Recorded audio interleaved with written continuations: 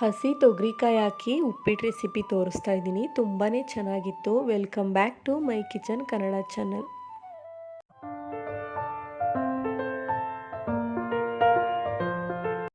ಅರ್ಧ ಕಪ್ ಆಗೋಷ್ಟು ತೊಗರಿಕಾಯಿ ತಗೊಂಡು ಬಿಸಿ ನೀರಿಗೆ ಹಾಕಿ ಅದನ್ನು ಕುದಿಸ್ಕೊತಾ ಇದ್ದೀನಿ.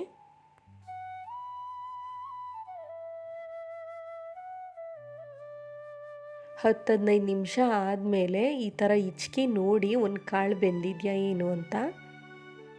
ಅರ್ಧ ಕಪ್ ತೊಗರಿಕಾಯಿ ತೊಗೊಂಡಿದ್ನಲ್ಲ, ಇಲ್ಲಿ ನಾನು 1 ಕಪ್ ಆಗೋಷ್ಟು ರವೆ ತಗೊಂಡು ನಿಧಾನಕ್ಕೆ ಸ್ಲೋ ಫ್ಲೇಮಲ್ಲಿ ಹುರ್ಕೋಬೇಕು.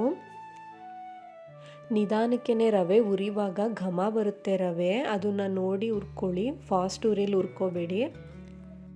ರವೆ ಹುರಿದಾದ್ಮೇಲೆ ನಾನಿಲ್ಲಿ 3-4 ಸ್ಪೂನ್ ಎಣ್ಣೆ ಹಾಕಿ ಸಾಸಿವೆ ಜೀರಿಗೆ ಹಾಕ್ಕೊಂಡು ಸಿಡಿಸ್ಕೊತಾ ಇದ್ದೀನಿ. ಆಮೇಲೆ ಹಸಿಮೆಣಸಿನ್ಕಾಯಿ, ಕರಿಬೇವಿನ ಸೊಪ್ಪು, ತುರಿದಿಟ್ಕೊಂಡಿರೋ ಶುಂಠಿ, ಗೋಡಂಬಿ, ಕಡಲೆಬೇಳೆ, ಉದ್ದಿನಬೇಳೆ ಹಾಕ್ಕೊಂಡು ಒಗ್ಗರಣೆ ಕೊಟ್ಕೊಳ್ಳಿ.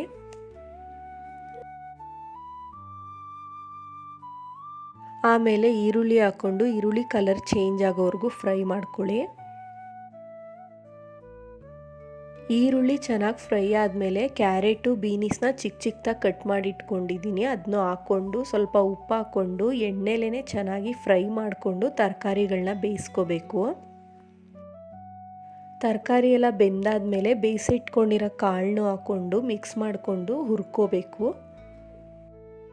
ನಾನಿಲ್ಲಿ 1 ಕಪ್ ರವೆಗೆ 2-1/4 ಕಪ್ ಆಗೋಷ್ಟು ನೀರು ಹಾಕೋತಾ ಇದ್ದೀನಿ. ಉಪ್ಪಿಟ್ಟು ಸಾಫ್ಟಾಗಿ ಬರುತ್ತೆ.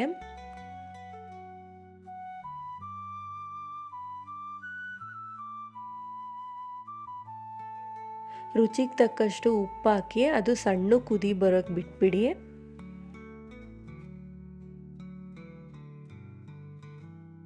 ನಾನಿಲ್ಲಿ ಕೊತ್ತಂಬರಿ ಸೊಪ್ಪು, ತುರಿದಿಟ್ಕೊಂಡಿರೋ ತೆಂಗಿನಕಾಯಿ ತುರಿನ ಅದು ಕುದಿ ಬರುವಾಗಲೇ ಹಾಕೋತಾ ಇದ್ದೀನಿ. ಆಮೇಲಿಂದ ಹಾಕೊಂಡ್ರೆ ಸ್ವಲ್ಪ ಮಿಕ್ಸ್ ಮಾಡೋದು ಕಷ್ಟ ಆಗುತ್ತೆ, ಅದಕ್ಕೇ. ಆಮೇಲೆ ಸ್ವಲ್ಪ ನಿಂಬೆ ರಸ ಹಾಕ್ಕೊಂಡು ಮಿಕ್ಸ್ ಮಾಡ್ಕೊಳ್ಳಿ. ಇವಾಗ ಗ್ಯಾಸ್ನ ಸ್ಲೋ ಮಾಡಿಕೊಂಡು ಕೈ ಆಡಿಸ್ತಾನೆ ಸ್ವಲ್ಪನೇ ರವೆ ಹಾಕ್ಕೊಂಡು ಮಿಕ್ಸ್ ಮಾಡಿ ತಿರುಗಿಸ್ಕೋಬೇಕು. ಒಂದೇ ಸಲ ಒಟ್ಟಿಗೆ ರವೆ ಹಾಕ್ಕೊಂಡ್ರೆ ಗಂಟಾಗ್ಬಿಡುತ್ತೆ, ಅದಕ್ಕೆ. ರವೆ ಎಲ್ಲ ಚೆನ್ನಾಗಿ ಮಿಕ್ಸ್ ಮಾಡಾದಮೇಲೆ 2 ನಿಮಿಷ ಪ್ಲೇಟ್ ಮುಚ್ಚಿ ತೆಗೆದ್ರೆ ಹಸಿ ತೊಗರಿಕಾಯಿ ಉಪ್ಪಿಟ್ಟು ರೆಡಿ ಆಗುತ್ತೆ. ಇನ್ನೂ ನನ್ನ ಚಾನಲ್ನ ಯಾರು ಸಬ್ಸ್ಕ್ರೈಬ್ ಮಾಡಿಲ್ಲ ಅವ್ರು ಸಬ್ಸ್ಕ್ರೈಬ್ ಮಾಡಿ. ವಿಡಿಯೋ ಇಷ್ಟ ಆದರೆ ಲೈಕ್ ಮಾಡಿ.